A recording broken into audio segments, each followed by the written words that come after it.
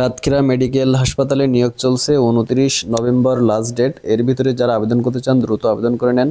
এইখানে হচ্ছে টোটাল 8টা পোস্টে আপনার আবেদন চলতেছে। তো যাদের যোগ্যতা অনুযায়ী আবেদন করতে চান অতি সত্বর আপনার কম্পিউটার থেকে, মোবাইল থেকে অথবা যে কোনো দোকান থেকে অথবা আমার মাধ্যমে আপনারা আবেদন করতে পারেন।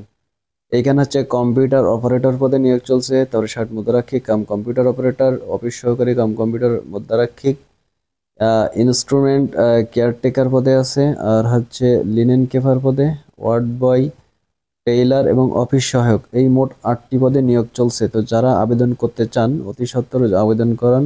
আর এইখানে হচ্ছে প্রথম কয়েকটি পদের জন্য 112 টাকা চার্জ, আর লাস্টের পদের জন্য হচ্ছে আপনার 56 টাকা চার্জ।